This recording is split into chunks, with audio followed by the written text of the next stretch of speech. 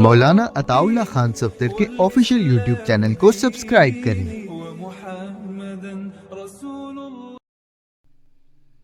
سولہویں پارے کا 14واں رکوع سورہ طٰہٰ کی آیت نمبر 102۔ پچھلے درس کا مفہوم میں بیان کر دیتا ہوں۔ آیت نمبر 95 سے حضرت موسیٰ علیہ السلام نے جب قوم الحمدللہ رب العالمین سبحانک لا علم لنا الا ما علمتنا انک انت العلیم الحکیم رب اشرح لی صدری ویسر لی امری واحلل عقدۃ من لسانی یفقہوا قولی رب یسر ولا تعسر وتممہ بالخیر وبک نستعین اللہم انا نسألک علما نافعا ورزقا واسعا وعملا متقبلا رب زدنی علما۔ اللہم صلی علی سیدنا محمد وعلی آل سیدنا محمد افضل صلواتک بعدد معلوماتک وبارک وسلم۔ اللہم صلی علی محمد النبی الامی وعلی آلہ وسلم تسلیما۔ 16ویں پارے کا 14واں رکوع سورہ طٰہٰ کی آیت نمبر 102 516 نمبر صفحہ۔ پچھلے درس کا مفہوم میں بیان کر دیتا ہوں۔ آیت نمبر 95 سے حضرت موسیٰ علیہ السلام نے جب قوم بچھڑے کی پوجا میں لگ گئی تو یہ سارا ڈرامہ سامری کا تھا، تو موسیٰ علیہ السلام نے سامری سے پوچھا کہ تیرا کیا معاملہ ہے کہ تو نے یہ کیوں کیا؟ تو اس نے جواب میں موسیٰ علیہ السلام کو کہا کہ میں نے جو چیز دیکھی ہے وہ انہوں نے نہیں دیکھی۔ تو میں نے جبریل امین کو دیکھا اور اس کے پاؤں کے نیچے سے مٹھی بھر مٹی اٹھائی اور اس کو میں نے پھینک دیا، تو یہ بچھڑے کی صورت جو بنی، یہ سارا میرے دل میں ایک بات آئی، کوئی اس کے اوپر کوئی دلیل نہیں ہے، ایک اختراعی پروگرام تھا میرا جو میں نے بنایا۔ تو حضرت موسیٰ علیہ السلام نے فرمایا کہ تو دفع ہو جا، اور دنیا کے اندر تیری یہ سزا ہے کہ تو لوگوں کو کہتا پھرے گا کہ مجھے کوئی ہاتھ نہ لگائے۔ تو ہوا بھی یہ کہ جو بھی سامری اپنی وجاہت کے لیے، اپنے پروٹوکول کے لیے یہ سب کچھ کر رہا تھا، اور پھر اس کے اوپر یہ سزا ہوئی، تو وہ لوگوں سے بھاگتا پھرتا رہتا تھا، اور اس کو کوئی ہاتھ لگا دیتا یا وہ کسی کو ہاتھ لگا دیتا تو دونوں کو بخار چڑھ جایا کرتا۔ یہ تو تیری دنیا کی سزا ہے، اور تیرے لیے ایک اور آخرت کے اندر وعدہ ہے جس کی خلاف ورزی تو نہیں پائے گا۔ اور پھر اپنے اس الہ کی طرف دیکھ جس کے اوپر تو اعتکاف کر کے بیٹھا رہتا ہے، ہم اس کو ضرور جلائیں گے، پھر اس کو جلا کر دریا کے اندر اس کی راکھ کو بکھیر کر اڑا دیں گے۔ بے شک الہ تمہارا اللہ ہے جس کے سوا کوئی الہ نہیں ہے۔ پوری کائنات کے ذرے ذرے کو اس کے علم نے گھیرا ہوا ہے، پوری کائنات کے اوپر اس کا علم جو ہے وہ وسیع ہے۔ تو پھر حضور علیہ السلام کو اللہ کریم نے فرمایا کہ اسی طرح میرا پیغمبر، جس طرح ہم نے یہ بنی اسرائیل کے واقعات، حضرت موسیٰ، حضرت ہارون، فرعون، قبطی اور ان کے تمام حالات کو ذکر کیا آپ کے سامنے، ہم ما سبق کے حالات کو آپ کے سامنے بذریعہ وحی بیان کرتے رہتے ہیں، اور ہم نے آپ کو اپنی جانب سے ذکر عطا کیا یعنی قرآن مقدس دیا ہے، اور جو بھی قرآن کریم سے منہ موڑے گا وہ قیامت کے دن بوجھ اٹھائے گا، اور اس بوجھ کے اندر وہ ہمیشہ ہمیشہ کے لیے رہے گا، اور جو وہ بوجھ قیامت کے دن اٹھائیں گے وہ انتہائی برا بوجھ ہوگا۔ اللہ ہمیں قرآن کے ساتھ وفا نصیب فرمائے۔ یہ پچھلا درس تھا یہاں تک، اس کی تفصیلات آپ نے سن لی پچھلے درس میں، اس سے آگے چلتے ہیں۔ تو قیامت کا تذکرہ آیا تو اللہ تعالیٰ اس کی تھوڑی سی تفصیل بیان کر رہے ہیں کہ وہ بوجھ اٹھائیں گے قیامت کے دن۔ اب آپ اس کی طرف توجہ کریں۔ یہ جو ساتھی بعد میں آتے ہیں نا، لوگ ہیں نماز بعد میں پڑھ لیا کریں نا، چلو جماعت سے تو آپ رہ گئے ہیں، تو اب پوری رات میں نماز تو ہو سکتی ہے، تو یہ 10 کا جو آدھا پونا گھنٹہ ہوتا ہے، تو اس میں آپ اگر اتنی لیٹ ہو جائے تو خیر ہے، درس کو تو پھر ضائع نہ کریں، یا تو پہلے وقت پہ اوپر آ جایا کریں۔ تو قیامت کو اللہ تعالیٰ بیان فرما رہے ہیں کیفیت حشر مجرمین کی۔ یوم ینفخ فی الصور، جس دن سور پھونکا جائے گا، یہ سور سواد کے ساتھ ہے، جس دن کیا پھونکا جائے گا؟ سور پھونکا جائے گا۔ حضور علیہ الصلوۃ والسلام سے پوچھا گیا کہ یہ سور کیا چیز ہے؟ آپ نے فرمایا یہ سینگ کی طرح ایک چیز ہے جو جبریل اسرافیل علیہ السلام کے منہ میں ہوگی، اور ایک روایت میں آتا ہے کہ اس کا جو دہانہ ہے، وہ جو بگل ہے جس کو اسرافیل علیہ السلام پھونکیں گے، پوری کائنات اس کے دہانے کے اندر آ جائے، اور جب اسرافیل علیہ السلام سور پھونکیں گے تو اتنی ڈراؤنی آواز ہوگی کہ کائنات کا کوئی ذرہ نہیں بچے گا، جو بھی کائنات کے اندر ہوگا وہ تباہ و برباد ہو جائے گا جس دن سور پھونک دیا جائے گا۔ تو ابھی یہ چیزیں جو عقل پرست ہیں نا، ان کو یہ باتیں سمجھ نہیں آتی، جو وحی پرست ہیں ان کو یہ بات سمجھ آ جاتی ہے۔ تو اللہ تعالیٰ ہمیں ہدایت کے اوپر ہمیشہ گامزن رکھے۔ جس دن سور پھونکا جائے گا، اور یہ پہلی مرتبہ جناب اسرافیل علیہ السلام سور پھونکیں گے اور پوری کائنات تباہ و برباد ہو جائے گی، پھر 40 سال کے وقفے کے بعد دوبارہ سور پھونکیں گے اسرافیل علیہ السلام، جو جہاں ہے وہ اٹھ کے کھڑا ہو جائے گا، قبر میں ہے وہاں کھڑا ہو جائے گا، جل گیا ہے تو جہاں جہاں ذرے پہنچے ہیں وہ سارے اکٹھے ہو کے کھڑے ہو جائیں گے، کسی جانور کی غذا بنی، جہاں جہاں جو پہنچا تھا وہ اکٹھا ہو کر دوبارہ پھر خالق کائنات کے سامنے آ جائے گا۔ تو جس دن ہم سور پھونکیں گے، قیامت کا تذکرہ آیا نا، اس کی تفصیلات آگے اللہ تعالیٰ نے شروع کر دی کہ جس دن سور پھونکا جائے گا، وَنَحْشُرُ الْمُجْرِمِينَ يَوْمَئِذٍ زُرْقًا، اور اس دن ہم مجرموں کو اکٹھا کریں گے زرقا، نیلی آنکھوں میں۔ نیلی آنکھوں کا تذکرہ کیا۔ قرآن چونکہ اس کے اولین مخاطب عربی تھے تو ان کے محاورات کی رعایت کرتا ہے، ان کے مزاج کی رعایت کرتا ہے، ان کے جو بود باش اور ان کے جو ماحول تھا اس کی رعایت کرتا ہے۔ تو قرآن کہہ رہا ہے کہ جس دن سور پھونکا جائے گا اور ہم اکٹھا کریں گے مجرموں کو، ان کی آنکھیں نیلی ہوں گی۔ آل عرب جس آدمی کی آنکھیں نیلی ہوتی تھیں اس کو معیوب سمجھا کرتے تھے، تو قرآن نے کہا کہ یہ مجرم لوگ قیامت کے دن آئیں گے تو ان کی آنکھوں کی کیفیت کیا ہوگی؟ نیلی ہوگی۔ اور ویسے بھی جس آدمی کی آنکھ پتھرا جائے تو وہ نیلی ہو جاتی ہے۔ تو بعض مفسرین اس طرف گئے ہیں کہ انہیں جب اٹھایا جائے گا قبروں سے اس وقت یہ اندھے ہوں گے، آنکھیں پتھرا گئی ہوں گی، نیلی آنکھیں ہوں گی۔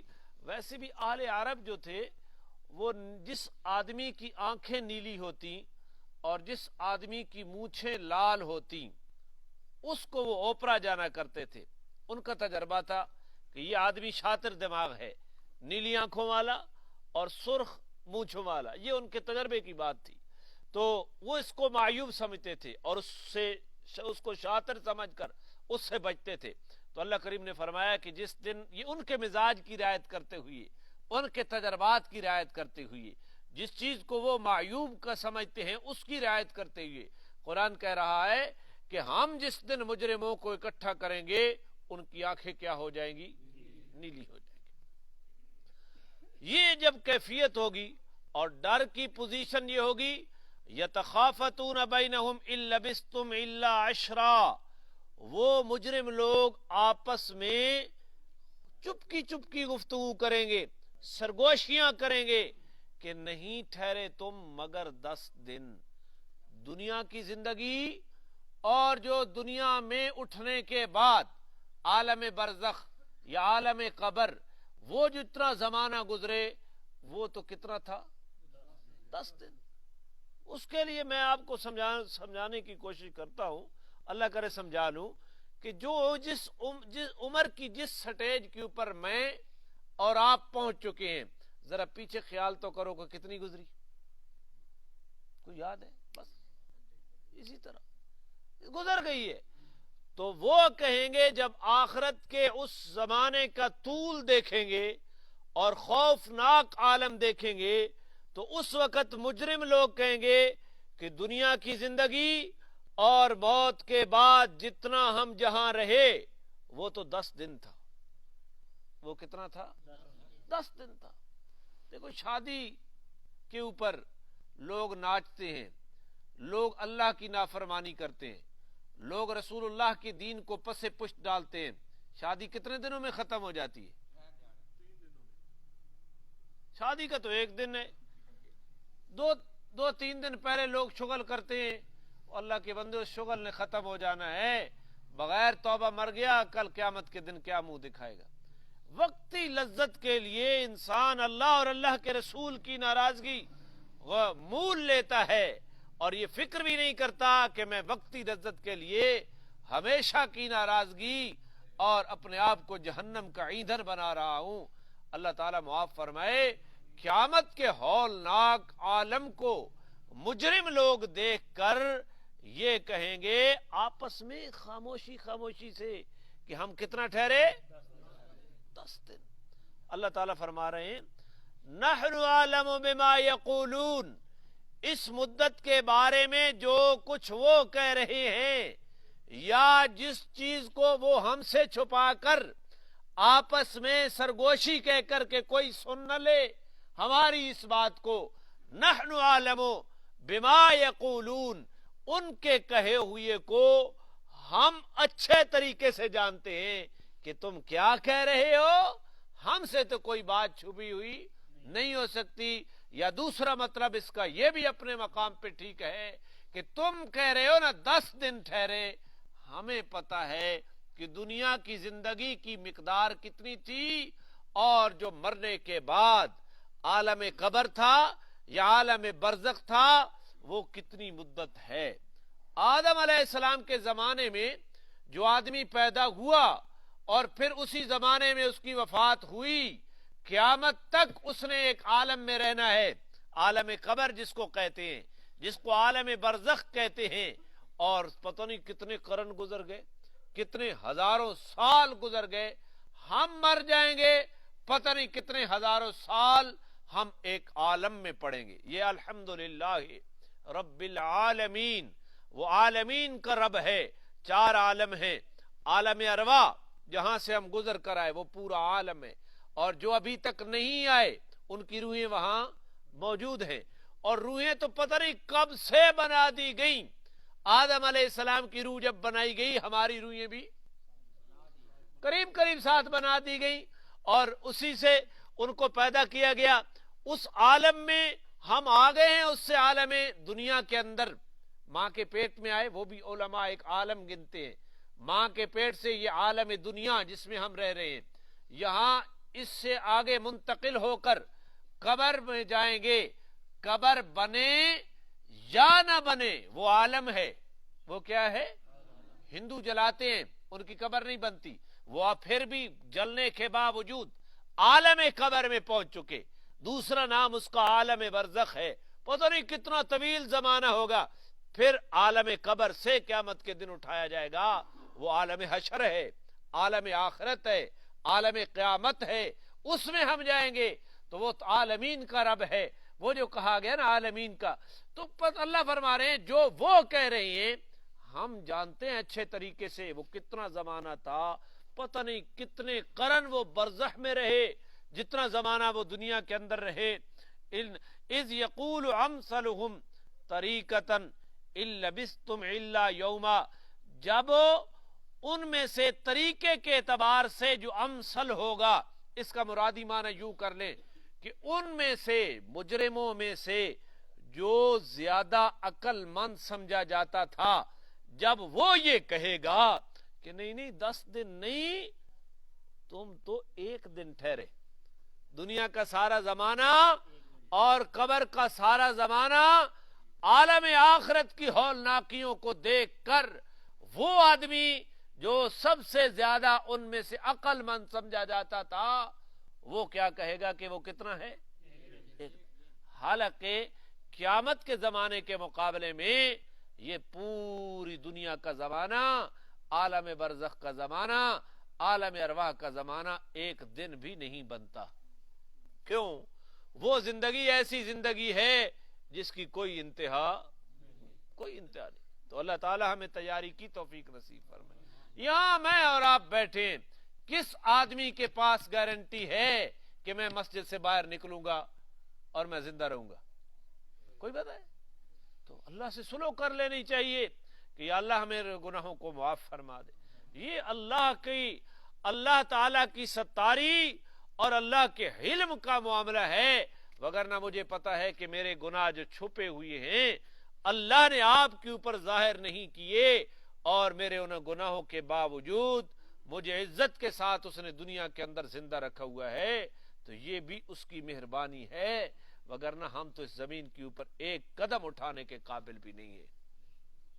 پہلی امتوں کو سور اور بندر بنا دیا جاتا، فوراً سزا دی جاتی، لیکن جناب رسول اللہ صلی اللہ علیہ وسلم کی برکت سے ہمیں دنیا کے اندر سزا نہیں دی گئی، رسوائی نہیں کی گئی. اللہ جس طرح تو نے دنیا میں ستاری والا معاملہ فرمایا ہے، قیامت کے دن بھی اللہ تو ستاری والا معاملہ فرما دے. تو وہ ان کا لال بجکڑ کہے گا کہ 1 دن تم ٹھہرے ہو.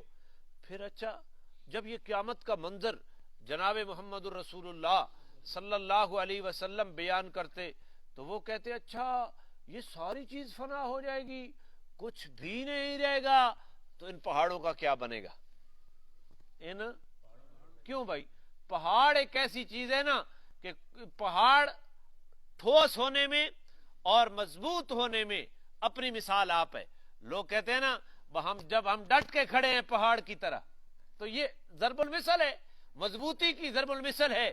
تو وہ انہیں کے دماغ میں تھا کہ یہ اتنے بڑے بوجھل پہاڑ، ان کا کیا بنے گا؟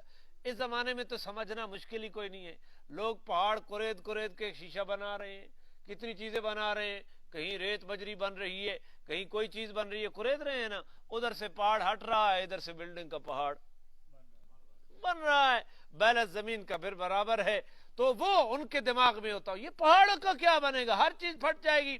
وَيَسْأَلُونَكَ عَنِ الْجِبَالِ، میرا پیغمبر آپ سے پہاڑوں کے متعلق سوال کرتے ہیں کہ اتنی بھاری بوجھل اور مضبوط چیز یہ کیسے تباہ ہوگی؟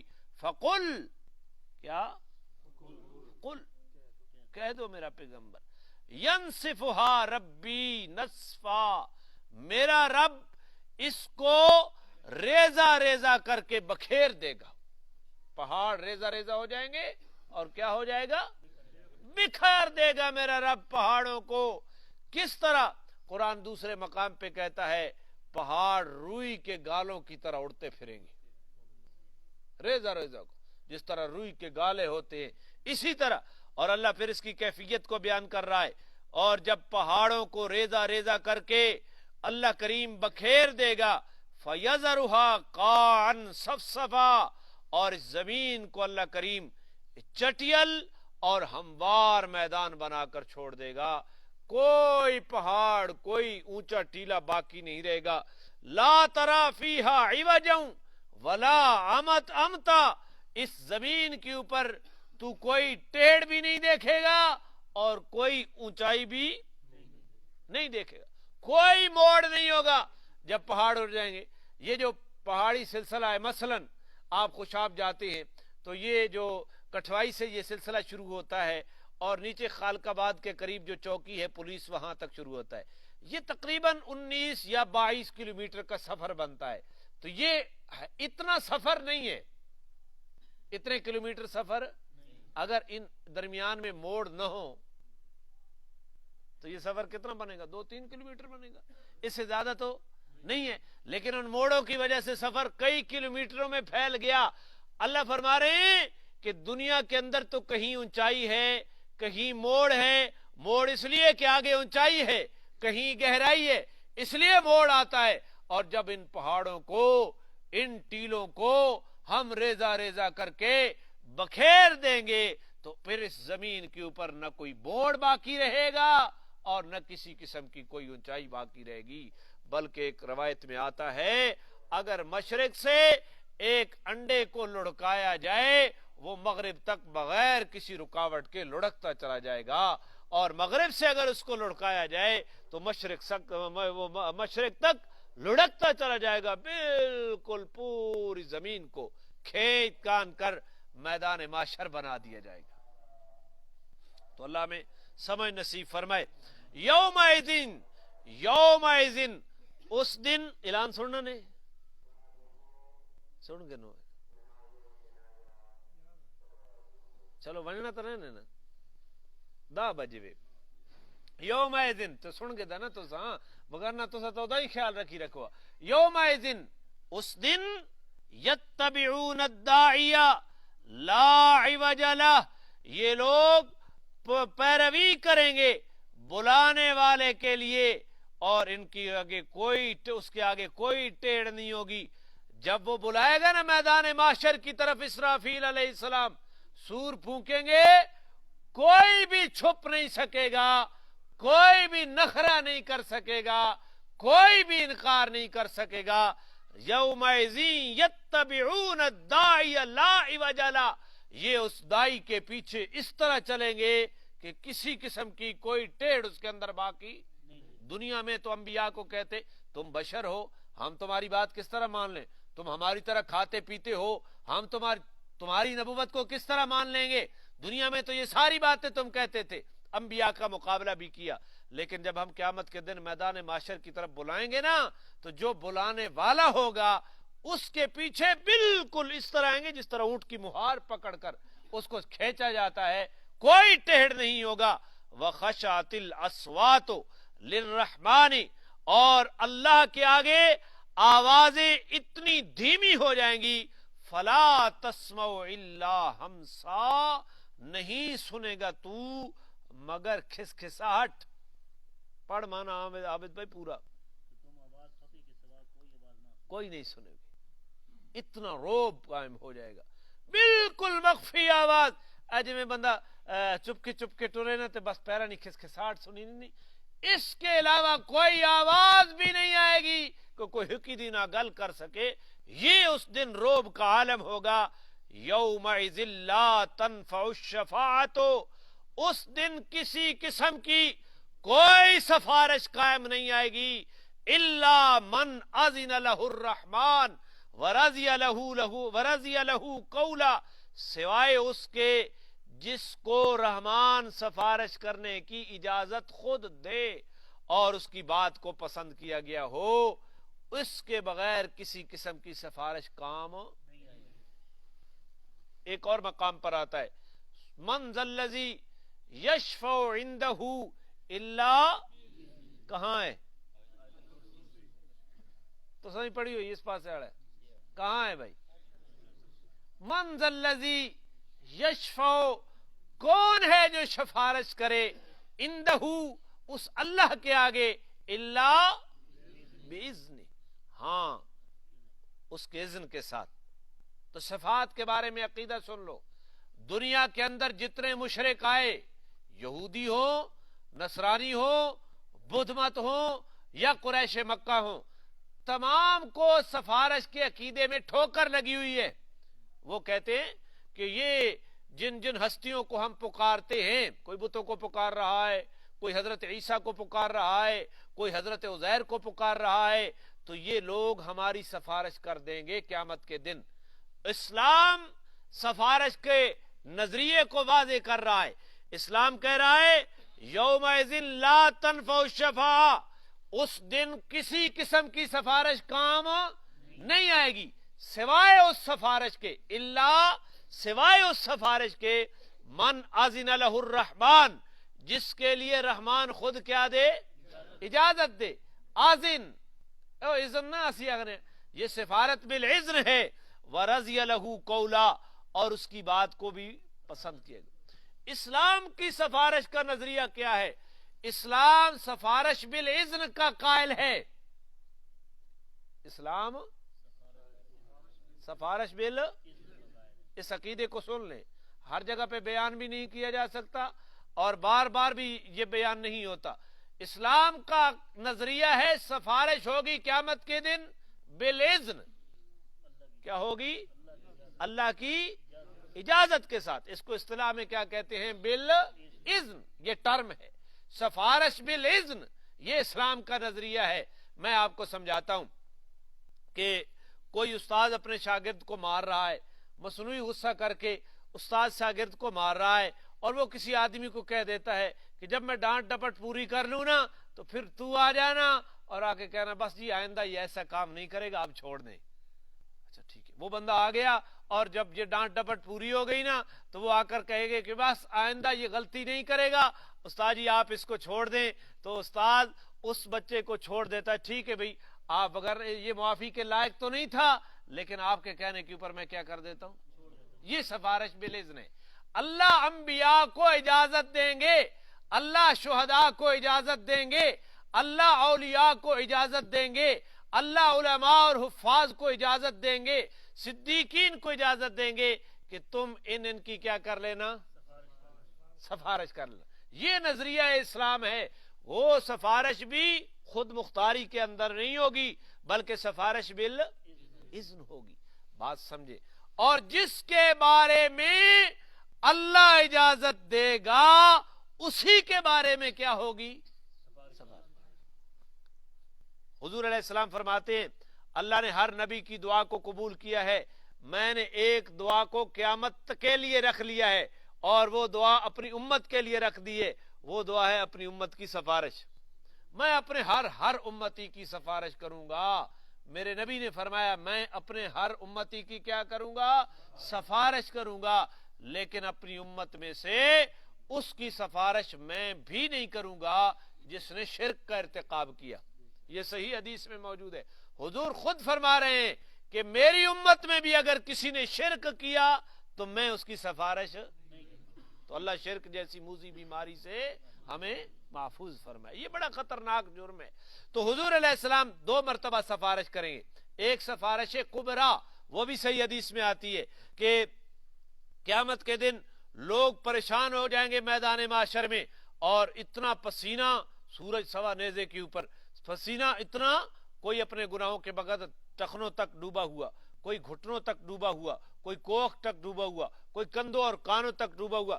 لوگ اس حبس میں کہیں گے کوئی ہو اللہ کے آگے جو حساب و کتاب تو شروع کروا دے، اس عذاب میں مرتے ہیں۔ لوگ آدم علیہ السلام کے پاس جائیں گے، آدم علیہ السلام کہیں گے نہیں یہ میں اس کا حقدار نہیں ہوں، میں نہیں سفارش کر سکتا، نوح کے پاس جاؤ۔ لوگ نوح علیہ السلام کے پاس جائیں گے، نوح علیہ السلام بھی عذر کر جائیں گے۔ لوگ ابراہیم کے پاس جائیں گے، وہ بھی عذر کر جائیں گے۔ لوگ جناب اسماعیل کے پاس جائیں گے، وہ بھی عذر کر جائیں گے۔ لوگ حضرت موسیٰ کے پاس، حضرت عیسیٰ کے پاس، بالآخر چلتے چلاتے جناب محمد رسول اللہ کے پاس، کہ اللہ کے آگے جا کر اتنی سفارش تو یا رسول اللہ کر دیں کہ اللہ حساب و کتاب تو شروع کر دے۔ حضور فرمائیں گے انا لہا، انا لہا، اس سفارش کا میں حقدار ہوں، اس سفارش کا میں حقدار ہوں۔ صحیح حدیث میں جو آتا ہے اس کا مفہوم یہ ہے، حضور فرما رہے اس وقت میں سجدہ کروں گا، 8 دن کا سجدہ ہوگا یا 14 دن کا سجدہ ہوگا، اور اس سجدے میں میرا نبی فرماتے ہیں اللہ میرے قلب مبارک کے اوپر ایسے حمد کے کلمات القاء کرے گا جن کے ذریعے میں اللہ کی حمد کروں گا جو آج مجھے وہ حمد کے کلمات نہیں پتا، اس وقت میں کروں گا۔ اور 2 ہفتے کے سجدے کے بعد اللہ فرمائیں گے ارفع راسک یا محمد اشفا تو شفا سل توتا، آپ اے محمد اپنا سر اٹھائیے، سفارش کیجئے، آپ کی سفارش کو قبول کیا جائے گا، آپ مانگیے آپ کو دیا جائے گا۔ اس وقت میرا نبی سفارش کرے گا, اللہ حساب و کتاب تو شروع کر دے. یہ شفاعت کبریٰ ہے. اس کے لائق کون ہیں؟ جناب محمد الرسول اللہ. اس کے علاوہ اور لوگ جو مسلمان ہوں گے, ایمان والے ہوں گے, لیکن ان سے گناہ ہو گئے ہوں گے, عقیدے کے اندر کسی قسم کی گڑبڑ نہیں تھی, ایمان کے اندر گڑبڑ نہیں تھی, اعمال کے اندر کمزوریاں تھیں, ان کی سفارش انبیاء بھی کریں گے, شہداء بھی کریں گے, علماء بھی کریں گے, اولیاء بھی کریں گے, حفاظ بھی کریں گے. لیکن جن کو اللہ اجازت دے گا وہ کریں گے, اور جن کے بارے میں اللہ اجازت دے گا کن کے, اور یہ واضح ہے, کسی کافر کے بارے میں سفارش کرنے کی اجازت نہیں ہوگی, کسی مشرک کے بارے میں سفارش کرنے کی اجازت نہیں ہوگی. تو کوئی اپنی مرضی سے سفارش نہیں کر سکے گا. سفارش بالاذن, یہ نظریہ اسلام ہے, یہ نظریہ اسلام ہے. اور دنیا کے اندر جتنی مشرک قومیں آئیں وہ سفارش بالاذن کے قائل نہیں تھے, وہ سفارش قہریہ کے قائل تھے. کون سی؟ قہریہ. اور قہریہ سفارش اسلام کا نظریہ نہیں ہے, سمجھ لو. وہ بھی میں سمجھاتا ہوں. سفارش قہریہ کی دو صورتیں. ایک صورت تو یہ کہ جس طرح بیٹے کے ساتھ باپ کو محبت ہوتی ہے, بیٹی کے ساتھ باپ کو. آج ایک بندہ مجھے ملا تو اس نے کہا کہ فلاں آدمی جو ہے سمیرہ ملک کے لیے اس سے ووٹ مانگ رہے ہیں, ہم اس کے بیٹوں کو اوپر دباؤ ڈالیں گے اور بیٹوں کے آگے وہ مجبور ہو جائے گا, بالآخر وہ عمر اسلم کو چھوڑ دے گا. اور تو وہ کیوں کہہ رہا ہے؟ بیٹوں کی محبت کی وجہ سے. باپ کی مجبوری ہوتی ہے اولاد کے ساتھ محبت, اور اس محبت میں مجبور ہو کر, اس محبت میں مقہور ہو کر باپ اپنی سفارش کو رد. قریش مکہ نے فرشتوں کو اللہ کی بیٹیاں کہتے تھے کہ یہ قیامت کے دن ہماری کیا کریں گے؟ سفارش. اور عیسائی حضرت عیسیٰ کو اللہ کا بیٹا کہتے, اور یہودی حضرت عزیر کو اللہ کا. اللہ کسی کی محبت میں گرفتار نہیں ہے, اللہ کسی کی محبت کے آگے مجبور نہیں ہے کہ وہ مجبور ہو کر اس کو سفارش ماننی پڑے گی. ایسا عقیدہ اسلام کے اندر, یہ سفارش قہریہ ہے. دوسری سفارت قہریہ کی صورت یہ ہے, اس کی بھی اسلام کے اندر کوئی گنجائش نہیں ہے. میں اس کے لیے مثال دیتا ہوں. ایک وزیر اعظم ہے ملک کا, اس کے خلاف عدم اعتماد کھڑا ہونے کا خطرہ رہتا ہے. وہ اپنے ایم این ایز, اپنے وہ ووٹر جن کے بلبوتے وہ وزیر اعظم بنا ہے, ان کی جائز ناجائز بات کو مان لیتا ہے نا. کیوں؟ کہ اگر میں نے نہ مانی تو کل یہ دوسری پارٹی میں چلے جائیں گے, یا جس طرح ہمارا نمبردار یا چیئرمین وہ اپنے ووٹروں کا لحاظ کرتے ہوئے ان کی ہر بات کو مان لیتا ہے. بھائی میرے ووٹر ناراض نہ ہو جائیں, جب میرے ووٹر ناراض ہو گئے تو میری سیرت میری کیا ہو جائے گی؟ حیثیت. یہ شفارت قہریہ.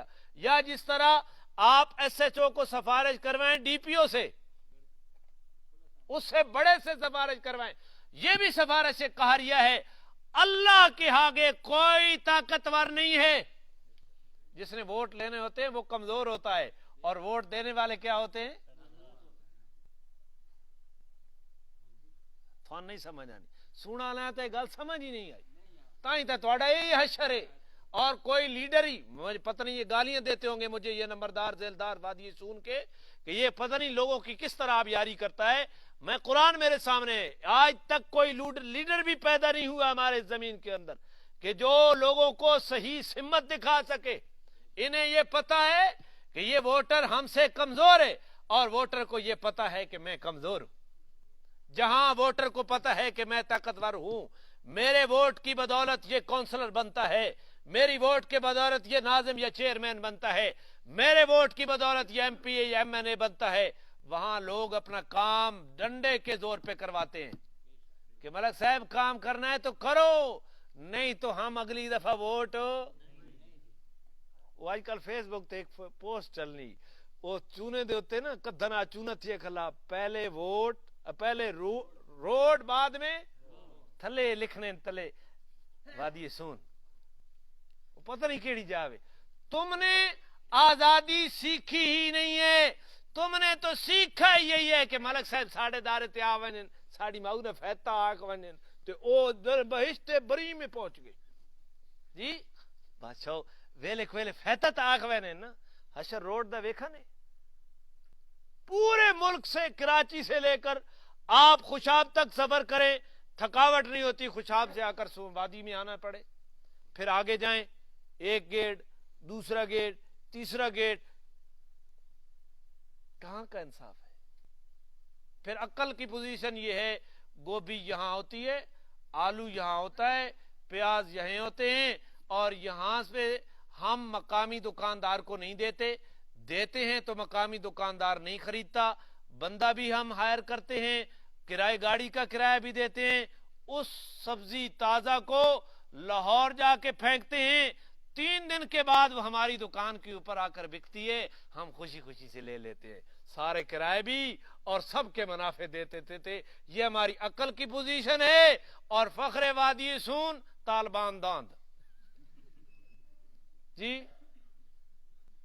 تو سر نہیں پڑھیاں طالبان مر گیا تو انہاں کا فخر وادی سون تے جا داند ضرب المثل حماقت دی جس قوم دا فخر داند ہوئے اس قوم دے روڈ دی یہی حالت ہونی اس قوم دی پوزیشن یہی ہونی جڑی تھی نہیں پئی بہرحال میں بات اس طرف کیوں لے آیا یہ بھی ضروری ہے نا اے سیاستدان میرے نہ ناراض رانے ناراض کیوں رانے میں کو انہوں نے پیو مارا میں کو انہوں نے گالی کٹیاں یاد ہے سیاسی بریفنگ کرے نہ لوگا نہیں میں مر ویسا انشاءاللہ یہ قوم ضرور سوچے سی جیڑی میرے کو سکھ دی پئی ضرور سوچے سی میں مرن تو بعد ہو سکنا میری زندگی نہ ہوئے انہوں نے خطرہ کے شعور پیدا کرے نا میں دسیندہ پہ آنا ہمارا رستہ کیوں بند کیا گیا مغرب کی جانب سے کسی کی جرت ہے کہ ان سے بات تو کرے ہمیں متبادل دے دیں ہم بند گلی میں کیوں پڑے ہیں ہمارا قصور کیا ہے ہمارے لیڈروں کو تو یہ پتہ ہی نہیں ہے کہ ہمارے مسائل کیا ہیں اور اس وقت وادی کے بڑے بڑے شہروں کا سب سے بڑا مسئلہ نکاسی آب ہے نکاسی آب کا مسئلہ ایسا ہے خدا نہ خواستہ یہ بڑھتا گیا لوگ آپس میں ٹکرائیں گے لڑیں گے اور مریں گے لیکن کسی لیڈر کے دماغ میں بات ٹھیک ہے جی ساڑی فلانے نا تو ساڑی کوئی ان کے پاس پروگرام نہیں ہے میں نے بات کی شفاعت قہریہ سے ووٹر کیا ہوتا ہے ووٹ لینے والے سے طاقتور ہوتا ہے اللہ کے آگے کوئی طاقتور نہیں ہے کوئی طاقت کے بلبوتے کے اوپر اس سے اپنی بات منوا لے شفاعت قہریہ کا نظریہ اسلام کے اندر کوئی گنجائش نہ وہ کسی کی محبت میں گرفتار ہے نہ وہ کسی کی طاقت سے مروب ہے وہ سفارش کی اجازت دے گا سفارش بالاذن ہوگی جب وہ خود اجازت دے گا اور جس کے بارے میں اجازت دے گا وہ سفارش قبول ہوگی اسلام کا نظریہ سفارت بالاذن ہے شفاعت قہریہ پتہ نہیں میں سمجھا سکا یا نہیں آ گئی سمجھ ہم سفارش کے قائل ہیں لیکن کون سی سفارش میں اسلام کا نظریہ بتلا رہا ہوں میں دیوبندی مسلک نہیں بتلا رہا یہ بھی بدقسمتی ہے ہماری بس جب تک ہم ایک مسلک کا نام نہ لینا اس وقت تک نہ مولوی کی دال گلتی ہے نہ اس کے اب تو یہ مصیبت پڑ گئی ہے کہ جو کسی مسلک کے ساتھ وابستہ نہیں ہے اس کی بات اس مسلک والے سننے کے لیے تیار تو چاروں نہ چار اس کو ایک مسلک کا سہارا لینا پڑتا بدقسمتی ہے اور کیا ہے اللہ تعالیٰ ہمیں سمجھ نصیب فرمائے اللہ ہمیں اسلام کی اس رونق نصیب فرمائے اور نظریہ اسلام کو ہمیں سمجھنے کی توفیق عطا فرمائے تو بہرحال اللہ فرما رہے ہیں قیامت کے دن کوئی سفارش نہیں کر سکے گا سوائے اس کے جس کو رحمان خود کیا دے گا اجازت دے گا ورضی لہ قولا اور جس کی قول کو پسند کیا جائے گا اس کی سفارش کی جائے گی وہ قول پسندیدہ کیا ہے جس نے لا الہ الا اللہ پڑھا جو ایمان والا ہے سفارش اس کی جس کا عقیدہ خراب ہے اس کی سفارش ہاں جس کے عمل میں خرابی آئی ایمان کے اندر عقیدے کے اندر خرابی نہیں تھی اس کی سفارش کریں گے اور جس کو اللہ اجازت دے گا وہ سفارش سمجھ کی دین آئے تو اللہ سمجھنے کی توفیق عطا فرمائے یعلم ما بین ایدیہم وما خلفہم جو اللہ ہے نا اس کی پوزیشن یہ ہے اس کے علم کی، جو ان کے آگے ہے اس کو بھی وہ جانتا ہے، وما خلفہم جو ان کے پیچھے ہے اس کو بھی۔ یہ ایک ہوتا ہے یہ آگے پیچھے زمانی اور ایک مکانی۔ زمانے کے اعتبار سے یعنی جو آگے ہے، ہمارے مرنے کے بعد جو آگے ہونا ہے اس کو جاننے والا کون؟ اور ہمارے پیدا ہونے سے پہلے جو کچھ زمانے کے اعتبار سے پیچھے گزر چکا اس کو بھی جاننے والا کون ہے؟ اللہ ہے۔ اور ایک ہے مکان کے اعتبار سے آگے پیچھے ہونا۔ یہاں میں بیٹھا ہوں نا، میری پشت کس جانب ہے؟ بولے بولے کس جانب؟ جانب مغرب۔ جو میری پشت کے پیچھے ہے اس سب کو جاننے والا کون ہے؟ پشت کے پیچھے او کائنات کے آخری کنارے تک۔ اور میرے منہ کدھر ہے؟ مشرق کی جانب۔ جو ان کے آگے ہے مشرق میں آخری کنارے تک، میرے آگے کو جاننے والا بھی کون اور میرے پیچھے کو جاننے والا بھی کون؟ یعلم ما بین ایدیہم، ان کے آگے کو بھی جاننے والا اللہ، چاہے وہ زمانے کے اعتبار سے ہو یا مکان کے اعتبار سے ہو۔ ان کے پیچھے کو جاننے والا بھی اللہ، چاہے وہ زمانے کے اعتبار سے ہو یا مکان کے اعتبار سے ہو۔ ولا یحیطون بہ علما، اور ساری مخلوق مل کر بھی اس کے علم کا احاطہ نہیں کر سکتی۔ ساری مخلوق مل جائے اور اینچی ٹیپ گن کے فیتے گن کے اللہ دے علم نو کچھنا چاہے، اللہ کے علم کا احاطہ نہیں کر سکتی۔ وانت الوجوہ، یہ تو اس کے علم کی پوزیشن ہے، اس کی جباریت کا عالم یہ۔ وانت الوجوہ للحی القیوم۔ بس حیدر صاحب آپ میری طرف توجہ کریں، تو تھوڑا صبر چا کرو۔ وانت الوجوہ للحی القیوم، آپ میری طرف توجہ رکھیں کہ وہ اور قیامت کے دن حی و قیوم جو خود زندہ ہے اور پوری کائنات کو جس نے زندہ رکھا ہوا ہے، جو خود بھی قائم ہے اور جس نے پوری کائنات کو بھی قائم رکھا ہوا ہے، وہ حی ہے، وہ قیوم ہے۔ اس کے آگے چہرے جھک جائیں گے، اس کے آگے چہرے جھک جائیں گے۔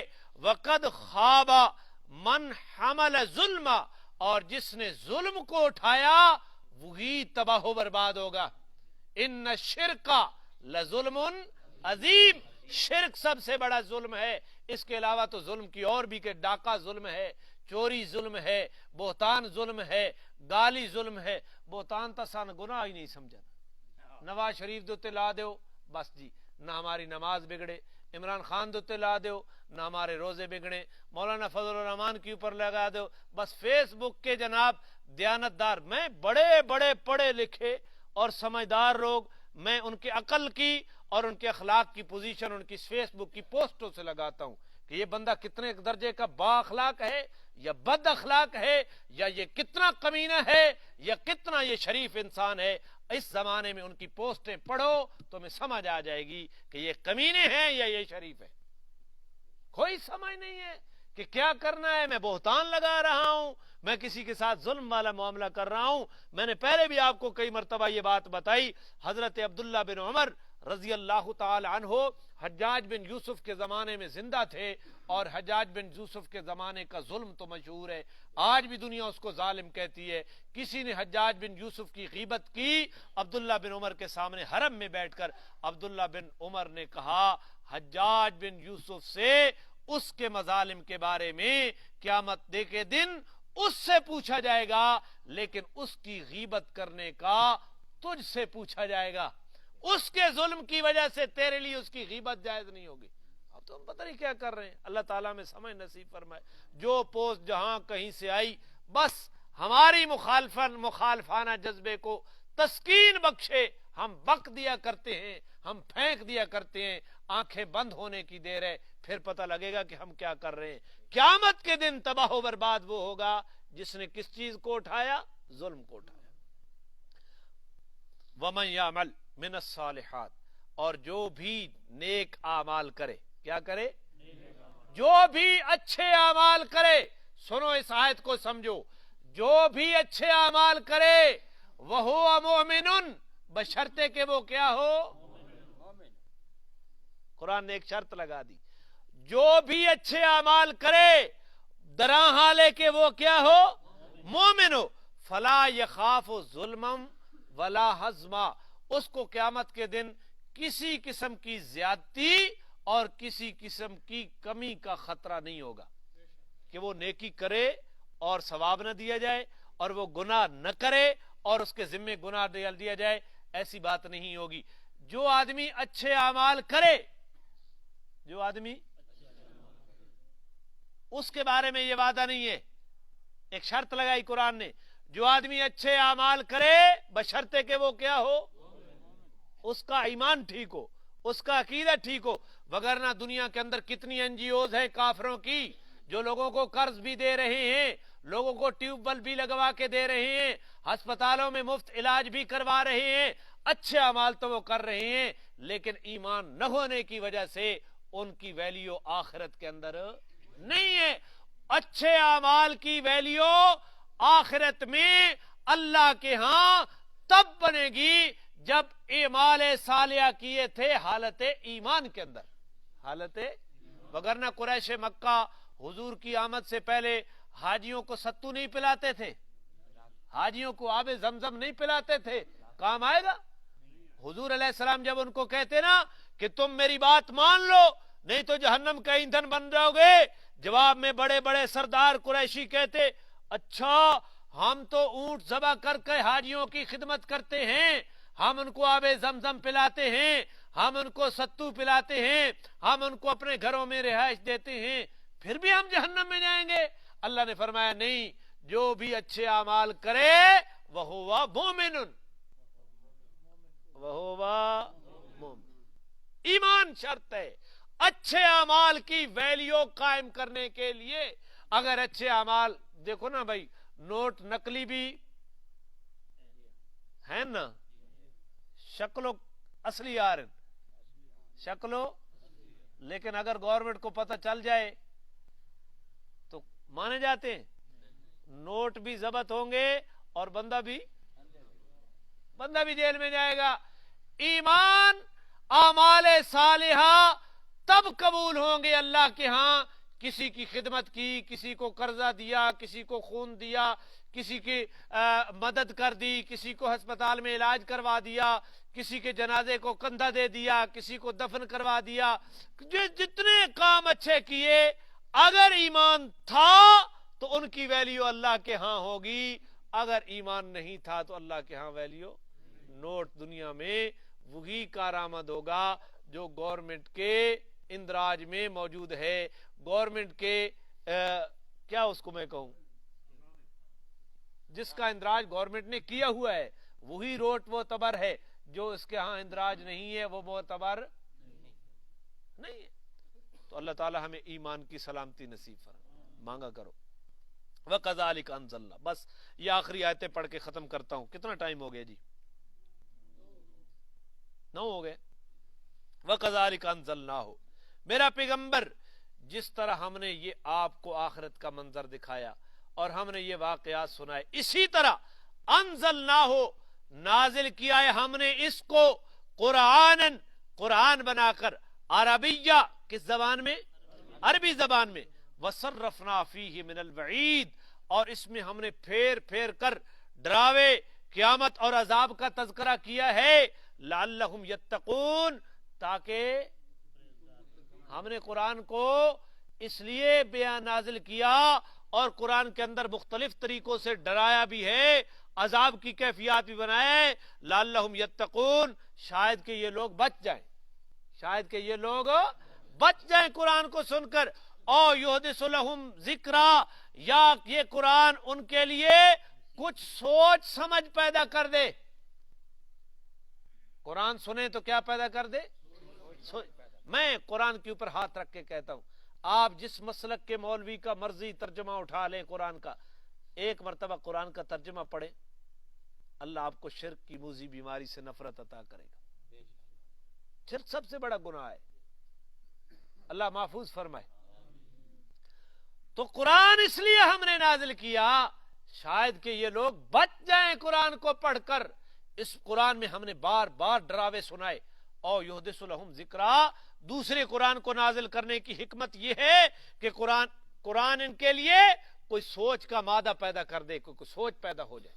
تو جو قوم قرآن پڑھتی ہی نہیں، حضرت سلطان باہو رحمت اللہ علیہ رحمتم واسعہ آدھے نا بھئی ٹھپے قرآن نو ہر کوئی مندہ کھلے نو مندہ کوئی ہوئی ٹھپا پیا چما با جداڑے دھی پر نائی تو دے ٹھیک ہے، جداڑے تھانے وانج کے قسم چاونی ہوئی تا چم چٹ کے حاجی اور سر تے رکھا جا ٹھیک ہے. تھانے والے بھی شرط لے لین بس قسم اساں حاجی اور کو چواونی کیوں میں پکی چنگی ہونی حاجی نہیں.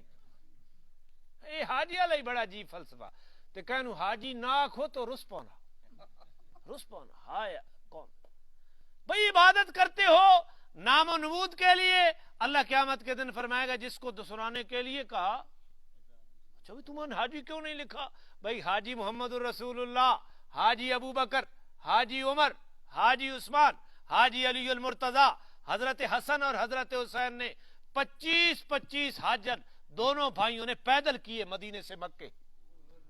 حاجی حسن، حاجی حسین سنا نہیں کدے، حاجی ابو ہریرہ، حاجی بلال. تڑا حج چنگا ہونا نہ ہو تو جڑا حج تے نہیں پہنچا پانچ ٹائم دی نماز پڑھنا تو جی میں اس حاجی لایا او بات آج تو بعد نال نمازی لا دے، نمازی محمد اجمل ہیں، نمازی غلام حیدر. تو جڑا روزے زیادہ رکھنا او صوبیدار دی طرح روزے دار غلام حسین. جڑا نہ پوچھے جی نال پچھو کے لا دیتا مزے ہی بن گئے نا.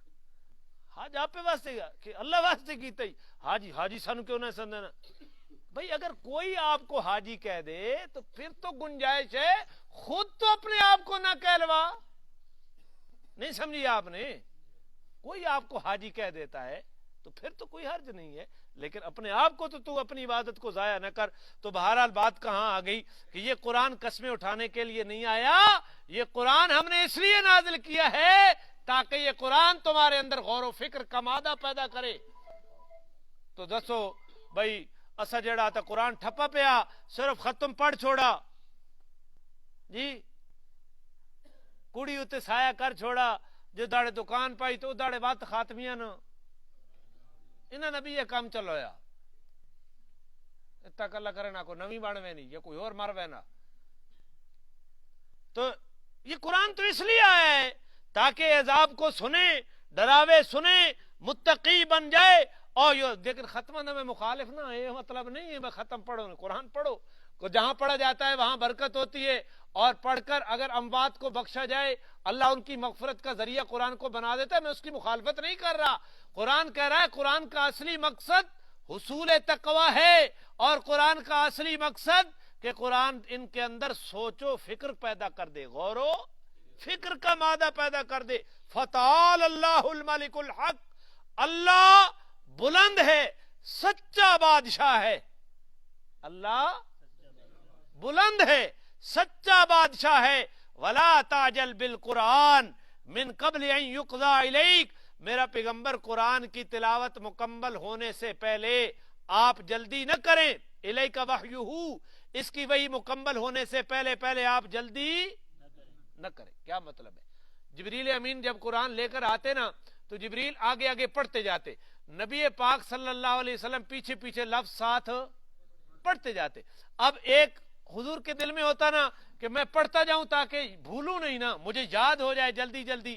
اب اس میں مشکل پیش آتی کہ ادھر جبریل پڑھتے جاتے، آپ پیچھے پڑھتے جاتے، اگلا لفظ پوری توجہ سے سننے میں رکاوٹ ہوتی. سننے میں کیا ہوتی؟ خطرہ یہ حضور کو تھا کہ اگر میں نے پیچھے پیچھے نہ پڑھا تو شاید یہ قرآن میں یاد. اللہ نے فرمایا میرا پیغمبر وہی کا سلسلہ مکمل ہونے سے پہلے آپ قرآن کے پڑھنے میں جلدی نہ کریں. دوسرے مقام پہ آتا ہے لا تحرک بھی لسانک، آپ اپنی حرکت اپنی زبان کو اس قرآن کے ذریعے حرکت نہ دے. آگے کیا ہے؟ لا تحرک بھی لسانک لتعجل بھی، جلدی کر کے آپ اس کو حرکت نہ دیں. इन्ना अलैना जमअहू व कुरआना, इस कुरान को जमा करवाना भी आपके दिल में हमारी जिम्मेदारी है और पढ़वाना भी क्या है? हुजूर अलैहिस्सलाम को अल्लाह ने फरमाया मेरा पैगंबर जब जिब्रील पढ़ रहे हो ना तो आप खामोशी से सुने, आप खामोशी के, आप जल्दी ना करें पीछे पढ़ने में, आप सुने, सुनना आपका काम है, दिल में जमा करना किसका काम है? और फिर दिल में जमा हुई जो कलाम इलाही है मेरा पैगंबर आपकी जबान से व कुरआना, इसको पढ़वाना भी क्या है? लिहाजा आप जल्दी, ये वही इशारा है। वला ताजल, मैं फिर माना कर देता हूं, वला ताजल बिल कुरान मिन कब्ल अन युक़ज़ा इलैका वह्युहू, मेरा पैगंबर वही जो जिब्रील लेकर आया है उसके मुकम्मल होने से पहले आप जल्दी न करें, आप जल्दी, हमने आपके दिल में कुरान को बिठाना है, हमने ही आपको पढ़वाना है। बस आखिरी जुमला अल्लाह ने फरमाया वकुल, एक कुल भी कदे कदे पढ़ा करो ना, वकुल, मेरा पैगंबर आप यूं कहते रहा करे रब्बे जिदनी इल्मा, रब्बे जिदनी, अल्लाह मेरे इल्म में इजाफा कर दे, अल्लाह मेरे इल्म में, तू बस मेरा पैगंबर मुझसे यूं दुआ मांगता रहे रब्बे जिदनी इल्मा, और तेरे इल्म को बढ़ाना मैं अल्लाह का काम है। तो इससे बड़ा वजीफा क्या होगा कि अल्लाह खुद बताए, तो आइंदा मांगेंगे ना इंशाअल्लाह। इल्म की कोई इंतहा नहीं है, जो जितना बड़ा हम